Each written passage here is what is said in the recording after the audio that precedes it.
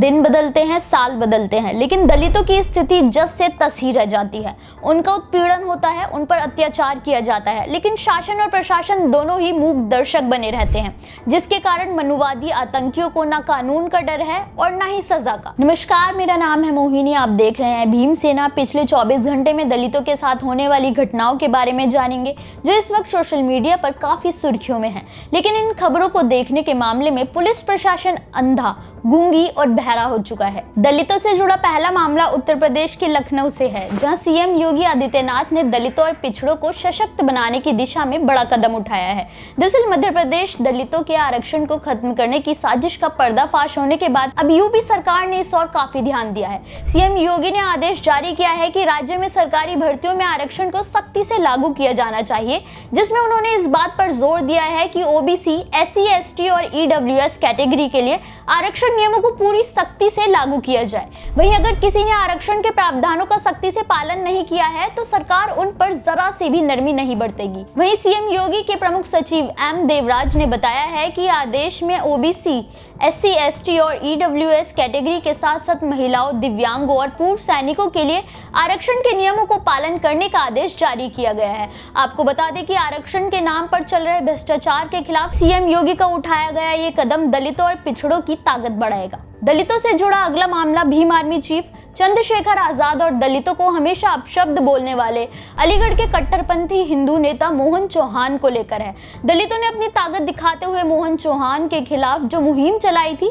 वो अब सफल हो गई है। दरअसल अभी हाल ही में आजाद को गंदे गंदे अपशब्द कहने वाले मोहन चौहान को अलीगढ़ पुलिस ने अपने शिकंजे में ले लिया था और उसे गिरफ्तार कर लिया था। सोशल मीडिया पर एक वीडियो वायरल हो रहा है। पुलिस घसीटते हुए मोहन चौहान को पुलिस की गाड़ी में बिठा रही है, लेकिन गिरफ्तारी के बाद भी मोहन चौहान लगातार चंद्रशेखर को मारने की धमकी दे रहा है। मोहन चौहान का पुलिस के सामने भी एक सांसद को मारने की धमकी देना बताता है कि ऐसे कट्टरपंथियों को कानून व्यवस्था और पुलिस का कितना डर है। आपको बताते चले कि आईएएस अधिकारी संतोष ने आरक्षण को लेकर जो बातें कही थी उसका आजाद ने समर्थन किया था, जिसे लेकर मोहन चौहान खुले तौर पर आजाद को गालियां देते हुए पीटने की बात की थी, जिसके बाद दलित संगठन ने चौहान के खिलाफ मोर्चा खोल दिया था। ये गिरफ्तारी दलित संगठन की एकता की जीत का सबूत है। दलितों से जुड़ी अगली खबर उत्तर प्रदेश के फतेहपुर से है, जहां पेट्रोल कम डालने का विरोध करने पर पेट्रोल मालिक और कर्मचारियों ने एक दलित युवक को बुरी तरह से पीट दिया। यह घटना फतेहपुर के खागा क्षेत्र की है। पीड़ित ने पुलिस को तहरीर दी है कि 11 दिसंबर को वो क्षेत्र के गुलाब सिंह पेट्रोल पंप पर पेट्रोल डलवाने गया हुआ था।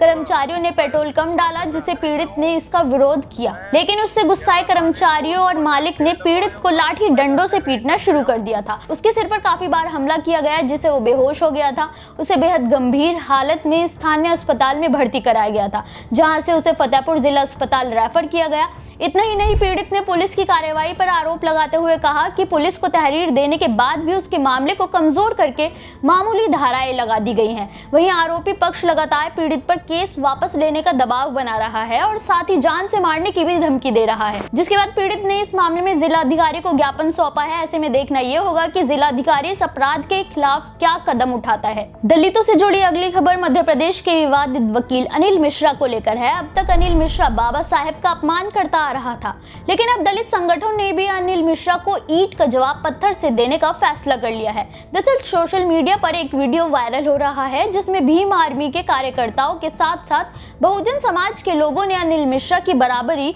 सुअर से कर दी है। उन लोगों ने एक सुअर के ऊपर अनिल मिश्रा की तस्वीर चिपकाकर उसे पूरे शहर में घुमाया। साथ ही उन लोगों ने अनिल मिश्रा का पुतला भी लिया हुआ था और वो अनिल मिश्रा मुर्दाबाद के नारे लगा रहे थे। अनिल मिश्रा के खिलाफ गुस्सा इतने से ही कम नहीं हुआ, उसके पुतले को चप्पलों से पीटा गया। हैरानी की बात तो ये है कि मौके पर पुलिस भी वहीं मौजूद थी, जिन्होंने दलित समाज की ताकत के आगे कदम नहीं बढ़ाया।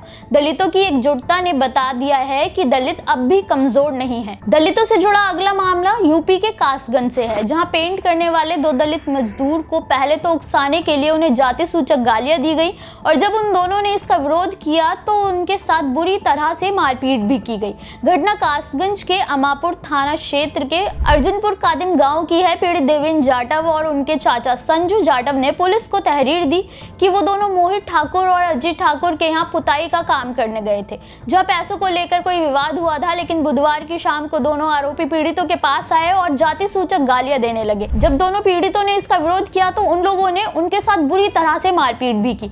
इस पूरी घटना का एक वीडियो भी सोशल मीडिया पर वायरल हो रहा है, जिसके बाद पुलिस ने तुरंत कार्रवाई शुरू कर दी है। हालांकि अभी तक इस मामले में किसी की गिरफ्तारी नहीं हो पाई है। दलितों से जुड़ी इन खबरों पर आपकी क्या राय है, हमें कमेंट करके जरूर बताएं।